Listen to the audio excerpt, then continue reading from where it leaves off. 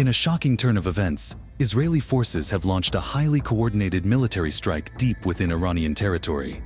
In the early hours of the morning, Israeli fighter jets, combined with devastating cyber attacks, have reportedly disabled Iran's air defense systems, rendering them completely ineffective. In a precision operation, the Israeli Air Force has successfully eliminated Iran's supreme leader, Ayatollah Ali Khamenei. The Iranian government is in chaos, and as of now, the nation's response remains unclear. This unprecedented strike has severely undermined Iran's military and sent shockwaves across the Middle East. The world now waits to see if Iran, without its supreme leader, will unite in fury and rally the region into war with Israel, or descend into internal chaos, with ethnic divisions and political factions tearing it apart. The surgical nature of Israel's attack has left Iran in disarray, and the region teeters between the possibility of total war or complete collapse. Obviously, this hasn't happened. We're just speculating here.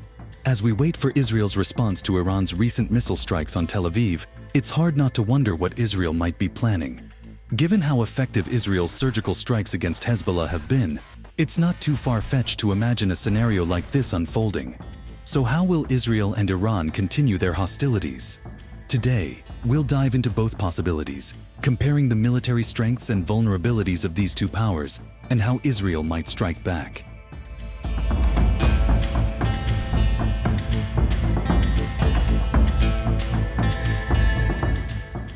If you haven't been living under a rock or deep within the Zagros Mountains, you know that Iran just made a bold move with Operation True Promise 2, its second missile strike on Israel in 6 months. These strikes followed a series of Israeli attacks targeting key Iranian allies and IRGC commanders.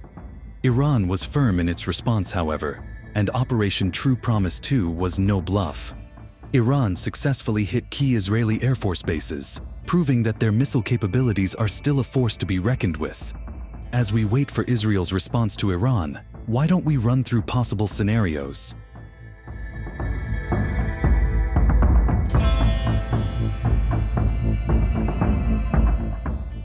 Geography isn't destiny but does heavily shape a nation's path, and Iran is no exception. Its natural barriers, like the Zagros and Elburz Mountains, the Caspian Sea, and vast deserts, make it nearly impregnable, historically protecting it from invasions and shaping a defensive foreign policy. However, these same barriers limit Iran's ability to project power abroad, pushing it to focus on its western frontier, particularly Iraq. For Israel, Iran's geography presents both obstacles and opportunities.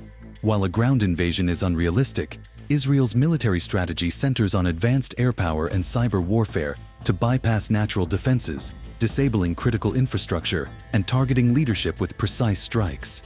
This is the approach Israel considers when planning hypothetical strategic attacks, which we'll explore today.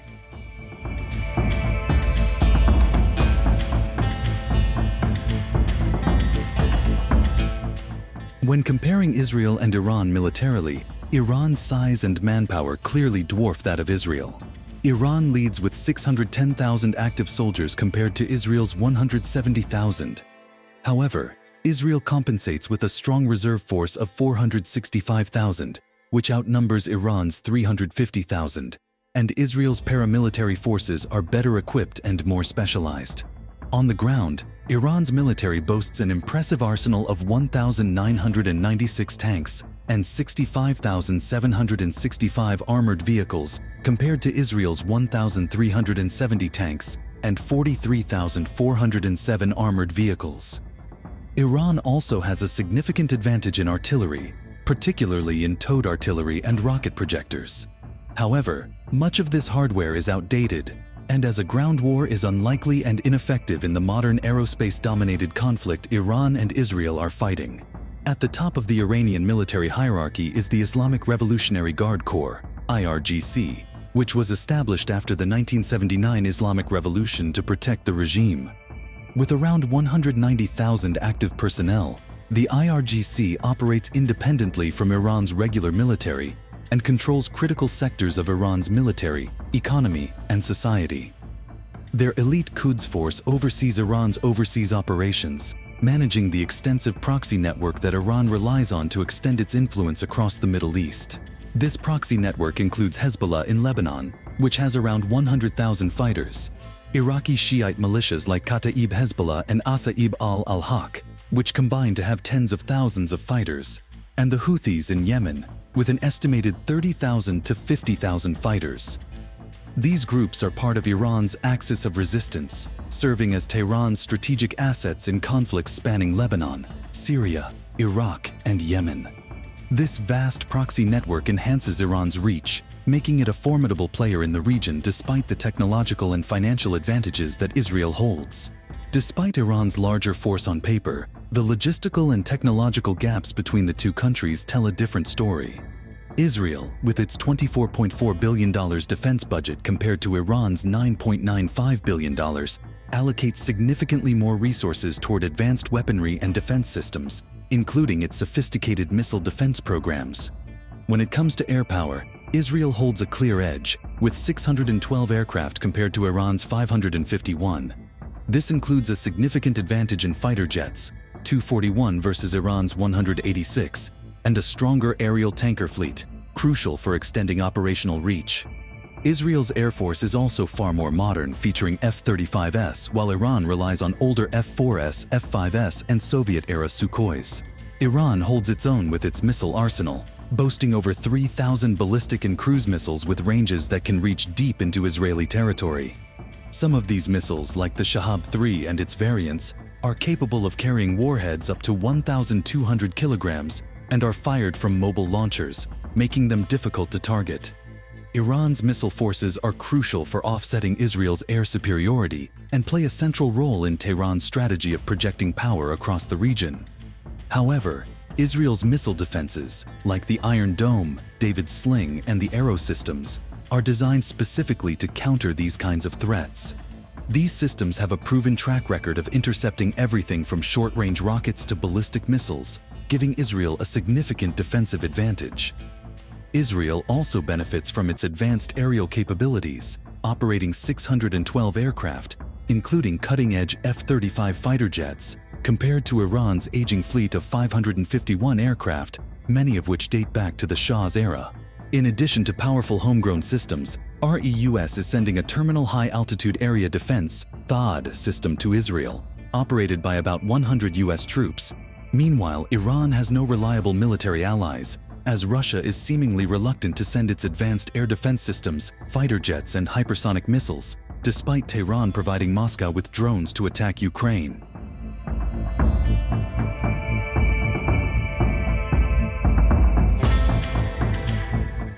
Natural resources are the lifeblood of any war effort.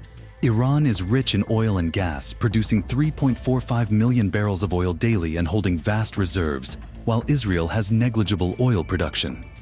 This resource wealth allows Iran to potentially sustain prolonged military efforts through revenue from oil and natural gas exports. However, in many ways for Iran this is a double-edged sword, as Israel could work to make its key strength a glaring weakness. Iran's economy heavily depends on oil exports, making its oil infrastructure a prime target in any military conflict. Although Iran's mountainous terrain makes invasion difficult, targeting its oil production is a far more feasible strategy. Iran exports about 1 million barrels of oil daily, a crucial source of hard currency funding domestic stability and proxy warfare.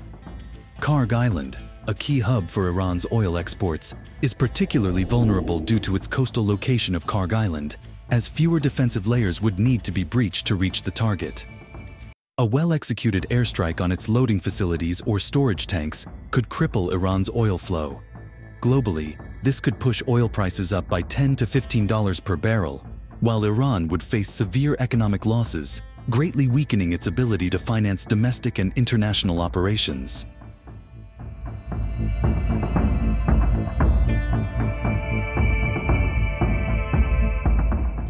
Beyond military strength, Israel may turn to its intelligence networks. Nearly half of Iran's population is made up of ethnic groups like Azeris, Kurds, Arabs, and Balochis, who have long felt marginalized by the central government. These communities often face unequal access to resources, jobs, and education, fueling protests like the 2021 Khuzestan unrest over water shortages. While some call these movements ethno-national, they're more about economic and social neglect. Ethnic discrimination and protests are real, But fears of Iran breaking apart are exaggerated. Despite tensions, Iran has a strong national identity, and even its minorities are often proud of their country. During the Iran-Iraq War, Khuzestan's Arab population remained loyal due to shared Shia ties. External pressure tends to unite these groups to defend Iran, making major separatist movements unlikely. Even Supreme Leader Ayatollah Khamenei is half Azeri, showing representation at the highest levels.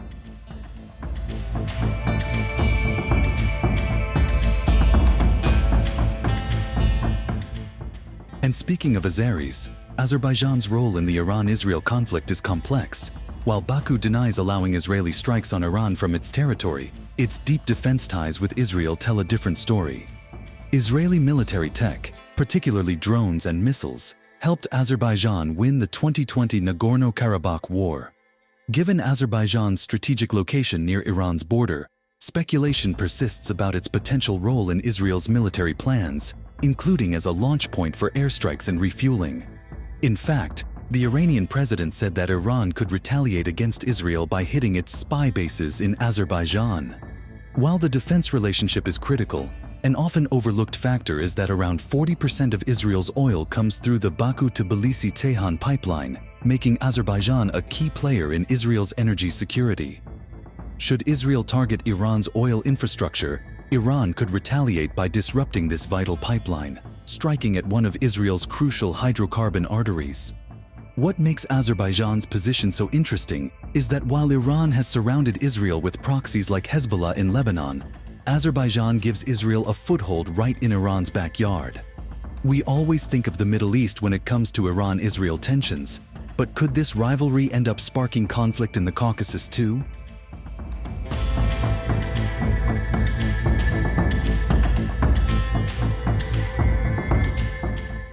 So, while Tehran is feeling the heat from Israeli strikes on its military leaders and proxies, Iran's response has been far from passive.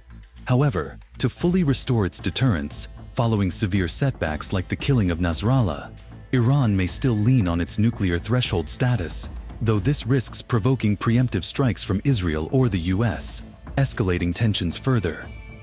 Iran's nuclear facilities are not only scattered but also heavily fortified, making them tough targets. The IAEA recently reported Iran has enough material for at least 3 nuclear warheads. Israel, though claiming readiness to handle the threat, faces serious challenges in launching a successful strike. Former Israeli PM Ehud Olmert admitted that Israel might lack the equipment needed to destroy these deeply buried sites, like Natanz and Fordow. As Iran potentially accelerates its nuclear program, especially with the US presidential election approaching, Israel's window to act is closing fast. A successful strike could delay Iran's nuclear ambitions, but failure might speed up their program. Israel would need to mobilize dozens, if not hundreds of aircraft to hit Iran's critical underground nuclear sites, a massive logistical and operational challenge. We often hear that Iran is desperate, but could it be that Iran is actually playing it smart?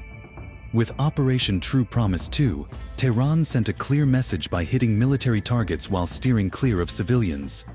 True Promise 2 exposed some cracks in Israel's defense systems, proving Iran's growing capabilities.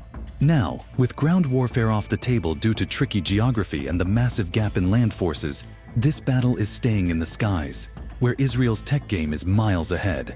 And let's not forget, Israel is widely believed to have nukes, which could make things way more dangerous if tensions keep rising. So, what's next? Will Tehran push harder or keep playing the nuclear ambiguity card to keep Israel on edge? One thing's for sure, we're in for a wild ride in the next few months.